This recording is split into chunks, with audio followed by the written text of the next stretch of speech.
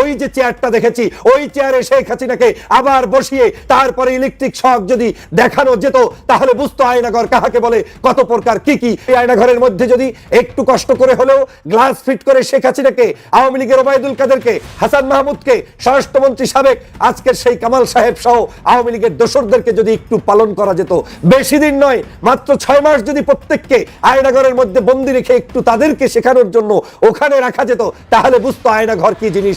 The death of Sheikh Hasina's political career, এবং সেখানে শেখ হাসিনাকে সরাসরি দায়ী করেছেন প্রত্যেকটা ঘটনার জন্য। কাজটা জাতিসংঘ একদম পানির মতো সহজ করে দিয়েছে। শেখ হাসিনার রাজনীতি কিন্তু শেষ হয়ে গেল। এটা বাংলাদেশের কারোর কথা না, আমারও কথা না, এটা হচ্ছে জাতিসংঘের কথা। আর কিছু লাগে? জাতিসংঘ এটা। আমিরে জামাতের জরুরি চেষ্টা। দর্শক, একটা বড় ঘটনা কিন্তু ঘটে গিয়েছে। সেই যুক্তরাজ্যের সরকার এবার ইউনূস সরকারের আমলে আগামী কয়েকদিনের মধ্যে আরো একটা বড় ধরনের দুর্ঘটনা ঘটতে যাচ্ছে। একটা বড় সড়ো হামলার ঘটনা ঘটতে পারে বাংলাদেশে, এমনই সতর্কবার্তা জারি করেছে। গতকাল একই দিনে দুটো বড় ঘটনা ঘটেছে, ফলে বিরাট একটা রিপোর্ট, আমরা বিরাট একটা ঘটনা বলবো। এটার মাধ্যমে আমরা এখন শেখ হাসিনা, তার দল, বিশেষ করে শেখ হাসিনাকে জাতিসংঘ সার্টিফাইড বর্বর বলে বলতে পারি। দুটো দিক খুবই গুরুত্বপূর্ণ। গুরুতর কিছু ভুল হলে ভুলে যাবেন না, বাংলাদেশ আমাদের জন্য দুর্বল স্থান হতে পারে। এটি এমন একটি জায়গা যা ভারতের জন্য সবচেয়ে ঝুঁকিপূর্ণ, কারণ এটি নিয়ন্ত্রণে নেই। বাংলাদেশ ভারতের জন্য দুর্বলতম স্থান, এটি দুদিক থেকেই। আসসালামু আলাইকুম প্রিয় দর্শক, বর্তমান সময়ে বাংলাদেশের রাজনৈতিক প্রেক্ষাপট বা রাজনৈতিক পরিস্থিতির উপর বিশ্লেষণ করে আপনাদের সামনে কিছু গুরুত্বপূর্ণ ভিডিও ফুটেজ নিয়ে হাজির হয়েছি। এমনকি দর্শক, আমি আশা করছি ভিডিওর শুরুটা দেখেই বুঝতে পেরেছেন আজকের নিউজটি কতটা গুরুত্বপূর্ণ। যারা ভিডিওটি অন করেছেন তারা ভিডিওটি না টেনে সম্পূর্ণ মনোযোগ সহকারে দেখবেন, তাহলে এই ভিডিওর মূল রহস্য বা আসল ঘটনাগুলো জানতে বা বুঝতে পারবেন। তো প্রিয় দর্শক, আমি আর বেশি কথা বাড়াবো না, চলুন দেখে আসি আজকের সেই কাঙ্ক্ষিত ভিডিও ফুটেজগুলো। তার আগে বলি, যারা এখনও চ্যানেলটি সাবস্ক্রাইব করেননি তারা চ্যানেলটি সাবস্ক্রাইব করে পাশে থাকা বেল আইকনটি ক্লিক করে দিন। আর ইতিমধ্যে যারা সাবস্ক্রাইব করে রেখেছেন তাদেরকে অসংখ্য ধন্যবাদ। তো চলুন দর্শক, একটা লাইক দিয়ে আমরা ধারাবাহিকভাবে সকল ভিডিওর বিস্তারিত আলোচনা দেখে আসি। ওই যে চেয়ারটা দেখেছি, ওই চেয়ারে শেখ হাসিনাকে আবার বসিয়ে তারপরে ইলেকট্রিক শক যদি দেখানো যেত তাহলে বুঝতো আয়নাঘর কাহাকে বলে, কত প্রকার কি কি। এই আয়নাঘরের মধ্যে যদি একটু কষ্ট করে হলেও গ্লাস ফিট করে শেখ হাসিনাকে, আওয়ামী লীগের ওবায়দুল কাদেরকে, হাসান মাহমুদকে, স্বরাষ্ট্রমন্ত্রী সাবেক আজকের সেই কামাল সাহেব সহ আওয়ামী লীগের দোসরদেরকে যদি একটু পালন করা যেত, বেশি দিন নয় মাত্র 6 মাস যদি প্রত্যেককে আয়নাঘরের মধ্যে বন্দি রেখে একটু তাদেরকে শেখানোর জন্য ওখানে রাখা যেত তাহলে বুঝতো আয়নাঘর কি জিনিস। কত বড় লোমহর্ষক ঘটনা, কত বড় বিভৎস ঘটনা, কত বড় খারাপ ঘটনা। বাংলাদেশের 53 বছরের ইতিহাসে এরকম ঘটনা কোনো শাসকদের আমলে আমরা শুনতে পারিনি। মানুষদের জীবন নিয়ে ছিনিমিনি করেছে তারা, সেখানে মানুষদেরকে নিয়ে টর্চার সেল বানিয়ে পরিবার থেকে বিচ্যুত করে, সমাজ থেকে বিচ্যুত করে, রাষ্ট্র থেকে বিচ্যুত করে জীবনটাকে ধ্বংস করে দিয়েছে। আমান আল আজমি কিংবা মীর কাসেম আলীর সন্তান আরমানকে যেভাবে তারা নির্যাতন করেছে সেটা কোনো ভাষায় প্রকাশ করা যায় না। ডক্টর মোহাম্মদ ইউনূস যে বলেছেন 800 ঘর আছে, আয়না ঘর এই 800 নয়, তারও অধিক আয়না ঘর প্রতিষ্ঠা করে সমগ্র বাংলাদেশকে তারা আজকের কলঙ্কিত করেছে। আমার তো মনে হয় এখন সময় এসেছে, একজন মানবতা বিবর্জিত শাসক ছিল শেখ হাসিনা। আমি ডক্টর মোহাম্মদ ইউনূসকে ধন্যবাদ জানাই যে বিশ্বের কাছে এই আয়না ঘরের পরিচিতি করিয়ে দেওয়ার জন্য, কারণ এই আয়না ঘরকে বাংলাদেশের মানুষ বারবার বলেছে কিন্তু আমাদের চোখের সামনে এই আয়না ঘর কোনোদিন দেখতে পারিনি। আপনাদের কারণেই আজকের বাংলার জনগণ জানতে পেরেছে শেখ হাসিনা কিভাবে ক্ষমতায় থাকতো, কি অন্যায় আচরণ করতো, কি জুলুম আচরণ করতো। সেই কার্যক্রম এই আয়না ঘর থেকে আমরা দেখতে পেলাম। আমরা বাংলাদেশের বাসীর পক্ষ থেকে সবাই মিলে আহ্বান জানাতে চাই, ওদেরকে ফাঁসির কাস্টে ঝুলানোর আগে, ওদেরকে আইনের মাধ্যমে বিচারের আগে অন্তত পক্ষে রাষ্ট্রের পক্ষ থেকে আইন করুন যে প্রত্যেককে 2 বছর, 5 বছর, 1 বছর, 3 বছর যেভাবেই হোক আয়না ঘরের মধ্যে বন্দি না রেখে তাদেরকে মৃত্যুর কোলে নেওয়া যাবে না, তাদের বিচার করা যাবে না। আয়না ঘরের নাম শুনেছেন, কিন্তু সচক্ষে দেখার সৌভাগ্য এখনো বাংলাদেশের কারোরই হয়নি। কিছু কিছু মানুষ দেখে এসে যে বিভৎস বর্ণনা দিচ্ছেন সেটা আমাদের লোম দাঁড় করিয়ে দিবে, সমগ্র বাংলাদেশের মানুষকে শিহরিত করবে। কি বিভৎস চিত্র ছিল গত 16টি বছর। সারা বাংলাদেশে 800রও অধিক আয়নাঘর শেখ হাসিনা তৈরি করেছিলেন। এই কথাগুলো আমি বলছি না, এই কথাগুলো বলছেন বাংলাদেশ সরকারের বর্তমান প্রধান উপদেষ্টা Nobel laureate doctor Mohammad Yunus সাহেব। গতকালকে তিনি যখন সচক্ষে আয়নাঘর পরিদর্শন করে এসে বর্ণনা করছেন তখন সারা বাংলাদেশের মানুষের চোখে ছল ছল করছে, জল বেয়ে পড়ছে, কেউ কান্না করছে, কেউ কিংবা আবার আত্রে উঠছে সেই আয়নাঘরের স্মৃতিগুলো সামনে ভেসে ওঠার মাধ্যমে। আপনারা দেখেছেন যে আয়নাঘরে যারা ছিল তারা সেখানে সচক্ষে গিয়ে দেখিয়ে দেখিয়ে বলছেন এই রুমে আমি ছিলাম, ঠিক এখানেই আমি ছিলাম, ঠিক এখানেই আমাকে এভাবে করে ধ্বংস করা হচ্ছে, শেষ করে দেওয়া হচ্ছে। দীর্ঘ 8 বছর 10 বছর পর্যন্ত, কেউ যুগের কাছাকাছি পর্যন্ত যে আয়নাঘরের ভিতরে বন্দী ছিলেন, সেটা আসলে বাংলাদেশের কথাই বলছি। এই বাংলাদেশ স্বাধীন হওয়ার পরে আমরা কখনো এই বিভৎস ইতিহাস শুনিনি যে বাংলাদেশের কোনো শাসক এভাবে করে নিজ দেশের মানুষদেরকে, নিজ দেশের শিক্ষিত সমাজদেরকে, নিজ দেশের রাজনৈতিক কারণে ভিন্ন মতের মানুষদেরকে এভাবে করে পরিবার থেকে বিচ্যুত করে, সমাজ থেকে বিচ্যুত করে, রাজনীতি থেকে বিচ্যুত করে, চাকরি বাকরি থেকে বিচ্যুত করে, সব কিছু ঝেড়ে ফেলে ধ্বংস করে দিয়ে তাদেরকে আয়না ঘরে বন্দি করে রাখা হয়। আমরা গুমের কথা শুনেছি, খুনের কথা শুনেছি, কিন্তু আমরা যারা খুন করেছে আমরা একদিন দেখেই তারপরে হয়তো ভুলে গিয়েছি। কিন্তু আয়নাঘর এমন একটি জিনিস তারা তৈরি করেছে, যেটা যে ব্যক্তি একবার আয়নাঘরে গিয়েছেন তিনি তার মৃত্যুর আগে এই আয়নাঘরের কথা কোনোদিন ভুলতে পারবেন না। ভুলবেন কি করে? যে আয়নাঘরে লোকটাকে রাখা হয়েছে, ওই আয়নাঘর থেকে তাকে জীবনে কোনোদিন পরিবারের সাথে যোগাযোগ করতে দেওয়া হয়নি, মানুষের সাথে চলতে দেওয়া হয়নি, সামাজিক কোনো অনুষ্ঠানে যেতে দেওয়া হয়নি। লোকটি বেঁচে আছে না মারা গেছে এইটা পৃথিবীর কেউ জানার সুযোগ ছিল না। স্বামী স্ত্রী পর্যন্ত তালাক হয়ে গিয়েছে, নিজেরা কতদিন ওয়েট করবে স্বামীর জন্য, অবস্থা খারাপ দেখে বাধ্য হয়ে পারিপার্শ্বিক কারণে, সামাজিক কারণে স্ত্রী পর্যন্ত ভিন্ন জায়গায় আবার বিবাহ বন্ধনে আবদ্ধ হয়েছে। এই সকল করুণ ইতিহাস তৈরি করেছে শেখ হাসিনা। একটা বার চিন্তা করে দেখেছেন, যেই শেখ হাসিনা আমাদেরকে বলছে যে তিনি সবচাইতে নিষ্পাপ, তিনি কাউকে খুন করেন না, তিনি কাউকে গুম করেন না, তিনি কোনো মানুষের উপর অত্যাচার করেন না, এখনো বলছে যে এআই দিয়ে তৈরি করা হয়েছে আবু সাঈদের সেই মৃত্যুর রহস্য। এআই দিয়ে শুধুমাত্র আবু সাঈদকে হত্যা করা হয়েছে সেটা প্রতিষ্ঠিত করা নয়, পাশাপাশি আপনার মুগ্ধকে পর্যন্ত মিথ্যা বানোয়াট, মানে বিভ্রান্তমূলক তথ্য যে মুগ্ধকে হত্যা করেছে মুগ্ধর বন্ধুরা। এই যদি হয় একজন সাবেক স্বৈর শাসক বলেন, একজন সাবেক কুৎসক শাসক বলেন, এই কুৎসিত চেহারার শেখ হাসিনা তিনি এইভাবে করেই জাতিকে বিভ্রান্ত করছেন। বাংলাদেশের প্রশাসন থেকে শুরু করে বাংলাদেশের সমগ্র জায়গায় সব কিছুতে ধ্বংস করেছে এই অভদ্র মহিলা।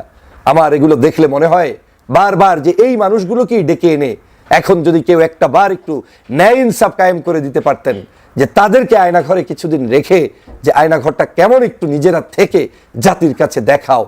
আমি প্রস্তাব রেখেছিলাম যে এই আয়নাঘরে এত কষ্টের দরকার নাই, ওদেরকে শুধু ঠিকানাও দিয়ে দাও। যেমন আগে যারা আয়নাঘরে ছিল তাদের তো ঠিকানা ছিল না, কোথায় আছে কি আছে কেউ জানে না। এই আয়নাঘরগুলো এমনভাবে করা উচিত যেই আয়নাঘরে শেখ হাসিনা সহ তার প্রশাসনের লোকদেরকে ভিতরে ঢুকিয়ে রেখে প্রয়োজনের সামনে গ্লাস ফিট করে দিন, 5 ওয়াক্ত খাবার দিন, তারপরেও আয়নাঘর কেমন সেটা দেখার ব্যবস্থা করে দিন। যদি তারা একবার এই আয়নাঘরে ঢুকে, পরিবারও জানবে যে শেখ হাসিনা এখানে থাকে, ওবায়দুল কাদের এখানে থাকে, তাদের হাসান মাহমুদ এখানে থাকে, স্বরাষ্ট্রমন্ত্রী কামাল সাহেব এখানে থাকে, এই সাবেক সকল আমলা, এমপি, মন্ত্রী যারা যারা দুর্নীতি, সন্ত্রাস, চাঁদাবাজ, খুনের সাথে সম্পৃক্ত, তারা কোথায় থাকে এগুলো যদি একবার এখানে ঢুকিয়ে দেখাতে পারেন, তারপরেও তারা বুঝবে যে কত ধানে কত চাল। আসসালামু আলাইকুম। শশী থারুর একজন পণ্ডিত ব্যক্তি আমার কাছে, ভারতের কংগ্রেসের অন্যতম শীর্ষ নেতা, সাবেক মন্ত্রী। তিনি বাংলাদেশ ভারত সম্পর্ক নিয়ে খোলামেলা অনেক মন্তব্য করেছেন। আমার কাছে মনে হয়েছে তার এই মন্তব্যের চেয়ে সাম্প্রতিক সময় আর যারা বিশেষজ্ঞ, আর যারা বিশ্লেষক, আমি দুদেশের কথাই বলছি, কিংবা কূটনীতি, তারা আর কেউই শশী থারুরের মতন এমন খোলামেলা এবং সময় উপযোগী কথা বলেননি। ভারতের কি করা উচিত বাংলাদেশের সঙ্গে সম্পর্ক রাখতে, অথবা বাংলাদেশের বা কি করা উচিত ভারতের সঙ্গে সম্পর্ক রাখতে, তিনি সরাসরি মন্তব্য করেছেন। গণমাধ্যমের বিভিন্ন সাংবাদিকের প্রশ্নের জবাবে তিনি বলেছেন যে বাংলাদেশে যা ঘটছে তা আমাদের জন্য নিবিড়ভাবে পর্যবেক্ষণ রাখতে হবে এবং সতর্কতার সঙ্গে আমাদের চোখ রাখতে হবে, কারণ তারা আমাদের পাশেই রয়েছে। সেখানে যা কিছু ঘটছে তার নিঃসন্দেহে অনেক ধরনের তাৎপর্য রয়েছে। বিশেষ করে বাংলাদেশের সঙ্গে পাকিস্তানের যে একটা উষ্ণ সম্পর্ক এরই মধ্যে গড়ে উঠেছে, সেটি নিয়ে তিনি মন্তব্য এমনভাবেই করছে যে দুটো দিক খুবই গুরুত্বপূর্ণ। গুরুতর কিছু ভুল হলে ভুলে যাবেন না, বাংলাদেশ আমাদের জন্য দুর্বল স্থান হতে পারে। এটি এমন একটি জায়গা যা ভারতের জন্য সবচেয়ে ঝুঁকিপূর্ণ, কারণ এটি নিয়ন্ত্রণে নেই। তিনি বলছেন যে যেহেতু এটি একটি আলাদা রাষ্ট্র, অনেক ক্ষতি হতে পারে। আর এই যে তিনি এই যে ডিপ্লোম্যাটিক একটা মন্তব্য করলেন, বাংলাদেশ ভারতের জন্য দুর্বলতম স্থান, এটি দুদিক থেকেই, অবশ্যই দুদিক থেকেই। হাসিনার অবস্থান নিয়ে তিনি সরাসরি সমর্থন করেছেন যে হাসিনা দিল্লিতে থাকতেই পারেন, কিন্তু হাসিনা পরিস্থিতিকে যে আবার জটিল করে তুলছেন সে বিষয়ে তিনি মনে করিয়ে দিতে ভুল করেননি। তিনি বলছেন যে শেখ হাসিনার সাম্প্রতিক মন্তব্য পরিস্থিতিকে জটিল করে তুলেছে। শেখ হাসিনার বিবৃতির কারণে নানান সময় যে বক্তব্য দিচ্ছেন, আমরা কিছুটা ফাটা লাঠিতে পড়ার মতো অবস্থায় রয়েছি। তারপর তিনি বলছেন যে শেখ হাসিনার যে আশ্রয় দেওয়া ভারতের, সেটা অবশ্যই ঠিক আছে, সেই দিক থেকে তিনি কোনো প্রকার কম্প্রোমাইজ করতে চাচ্ছেন না।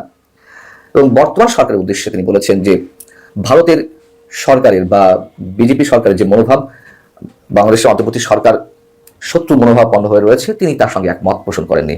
এবং তিনি বলেছেন যে এই ধারণা ঢাকাকে পৌঁছে দেওয়া, সব সময়ের জন্য পৌঁছে দেওয়া ভারতের জন্য ভুল হতে পারে। এমন বিক্ষিপ্তভাবে মন্তব্য হয়তো অনেক এই করছেন, কিন্তু তিনি অতি সংক্ষিপ্ত কথা বিভিন্ন ইস্যুতে যে মন্তব্যগুলো করেছেন খুবই তাৎপর্যপূর্ণ আমার কাছে। শশী থারুর ভারতের পররাষ্ট্রনীতির বিষয়ে দুটি বিষয় উল্লেখ করেছেন। তিনি বলছেন যে প্রথমত, ভারতের এমন কিছু প্রকাশ্যে কিংবা গোপনে করা ঠিক নয় যা বাংলাদেশের অভ্যন্তরীণ বিষয়ে হস্তক্ষেপের সামিল হতে পারে, যেটি ভারত ক্রমাগতভাবে করে আসছে। দ্বিতীয়ত, তিনি আরেকটি কথা বলেছেন যে একটি বিশেষ রাজনৈতিক দল বা বিশেষ সম্প্রদায়কে নিয়ে ভারত বেশি উদ্বিগ্ন, এমন ধারণা ঢাকাকে বা ঢাকার মানুষের কাছে যেন আবারও না পৌঁছায়। বাংলাদেশের জনগণের সাথে জনগণের কল্যাণকে সর্বাধিক গুরুত্ব দিতে হবে। এ কথা তো ভারতের অনেক বিশেষজ্ঞ বলে আসছেন। আমাদের বিশ্লেষণ কিংবা বিশেষজ্ঞ তাদের কথা বাদ দিলাম, ভারতের কূটনীতিকরা কথা বলে আসছেন, কিন্তু বিজেপি সরকার সেটিতে কর্ণপাত করছে না। এখন এই যে কর্ণপাত করছে না, তাও তো নিশ্চয়ই নানান ধরনের ব্যাখ্যা রয়েছে। ভারত 7 জানুয়ারি নির্বাচনের আগে যেই নাইটিভগুলো যুক্তরাষ্ট্রের কাছে তুলে ধরেছিল, যুক্তরাষ্ট্র তো 7 জানুয়ারি নির্বাচনের বিপক্ষে ছিল, ইনক্লুসিভ মুসলিম নির্বাচনের পক্ষে ছিল। ভারত সেখানে বাংলা দিল, ভারত বোঝানোর চেষ্টা করলো যে শেখ হাসিনা ছাড়া আর কোনো বিকল্প নেই, অন্য কোনো শক্তি এলে বাংলাদেশে ইসলামী মৌলবাদ কায়েম হতে পারে, তার জন্য এই অঞ্চলের স্থিতিশীলতা নষ্ট হতে পারে। ভারতের এই কথাগুলো অন্য কোনো সমীকরণ থেকে হলো কিংবা আওয়ামী লীগের প্রতি অন্য ধরনের একটি আকর্ষণের জায়গা থেকে হলেও বাস্তবতা কি আমরা তেমন কিছু দেখতে পাচ্ছি না? ভারতের পাকিস্তানের সঙ্গে বাংলাদেশের যে উষ্ণতম সম্পর্ক, একেবারে মরম সম্পর্ক তৈরি করা, যা কিছু প্রয়োজন নেই তার চেয়ে বেশি মাত্রায় সম্পর্ক স্থাপনের চেষ্টা, বাংলাদেশের বিশেষ একটি গোষ্ঠীর পক্ষ থেকে আস্ফালন, আমাদের সংস্কৃতির উপর হামলা, বইমেলায় হামলা, আমাদের চিরায়ত যে ঐতিহ্য, মুক্তিযুদ্ধের চেতনার উপরে হামলা, এগুলো কি চলছে না? চলছে তো।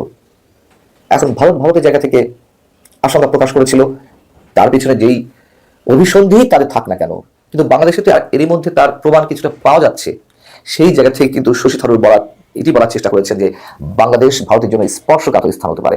স্পর্শকাতর বা দুর্বলতম স্থান, সেটি নেগেটিভলি হোক পজিটিভলি হোক, দুটার ইম্প্যাক্ট নিশ্চয়ই দু ধরনের।